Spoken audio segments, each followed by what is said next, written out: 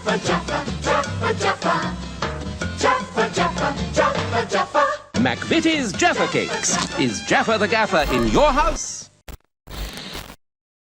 That was an advert from the 1990s about Jaffa Cakes, which in 2012 were voted the UK's favourite biscuit or cake.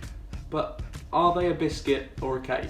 These chocolate orange snacks were first released in the UK back in the 1920s, and they have never been taxable. But fast forward to the 1990s, and McVitie's, the producers of Jaffa Cakes, were actually taken to court for a tribunal over VAT. McVitie's even produced a giant Jaffa Cake in court to emphasise their point that Jaffa Cakes are cakes. The craziness behind all this and the reasoning is because in the UK this is a crazy law, but biscuits and cakes aren't taxable because they're deemed as necessities, but chocolate-covered biscuits are deemed as a luxury, so they are taxable. The idea was that Jaffa Cakes were going to become taxable items because they're chocolate-covered biscuits, but McVitie's tried to emphasise their point that they are cakes. What do you think? Are Jaffa Cakes cakes or biscuits? Leave your comments down below. So are Jaffa Cakes really cakes? Well, the court measured that on quite a few different criteria. Firstly, what was in Jaffa Cakes, the ingredients, the fact that there was a sponge cake mix, gives a few hints, doesn't it?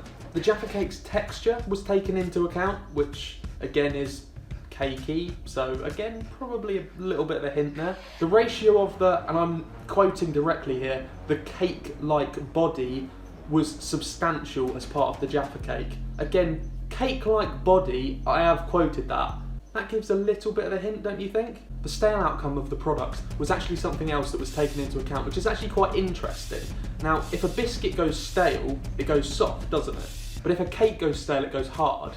If you leave a Jaffa Cake out, and I haven't actually tried this, maybe I need to do an experiment, but Jaffa Cakes go hard. Not that they last very long in my house, and they never get to that stage. The size of the product was also taken into account, but actually it was deemed to be more biscuit sized, which I suppose countered McVitie's case. The location in the shops where you find Jaffa Cakes was also taken into account, which is always in the biscuit aisle. Again, something countering McVitie's ideas. And the purpose for which it was consumed was deemed to be biscuit-like, sort of with tea or as a snack. You eat it with your hands, not with a fork. So actually we have two very conflicting arguments here, whether Jaffa Cakes are genuinely cakes or biscuits. So in 1991, the court actually deemed Jaffa Cakes cakes from those criteria, even though there was sort of a split. I suppose that giant Jaffa Cake that McVitie's made actually might have helped. After that tribunal, Jaffa Cakes continued to be non-taxable items. I think that was kind of expected. I mean, the bottom of a Jaffa Cake is actually a Genoise sponge, which is a traditional Italian sponge cake recipe. It's just that, but small. It's obviously a cake. I know they're biscuit sized and they're more for biscuit purposes, but they are technically a cake. Strangely, this was not the first case of biscuit or cake in court. I know that seems insane. There was another case almost a decade before, but the opposite way round. They were trying to prove that they were biscuits rather than cakes. Adams Foods Limited were taken to court over their chocolate Dundies. Now, I don't mean the awards in the office. I had a few more Dundies to give out tonight, but I'm just gonna cut it short. Chocolate Dundies are like these kind of, well, they're biscuits, but they were deemed as cakes before that, and so they then became biscuits and therefore non-taxable rather than being taxable. If that makes sense, I think I've explained that okay. On that court case, an expert was actually brought forward and explained the difference between the two, and the expert advice was taken. But in the Jaffa Cakes case, the expert actually said they were biscuits and they got ignored. Anyway, the tribunal was unable to see any factors making the chocolate Dundies a cake, so they got deemed as chocolate-covered biscuits.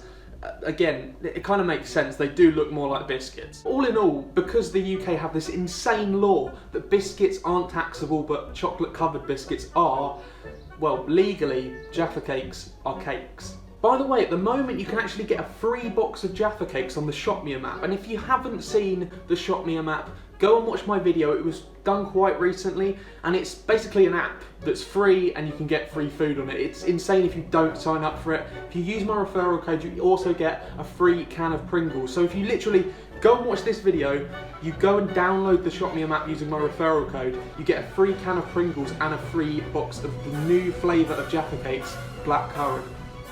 Go and enjoy.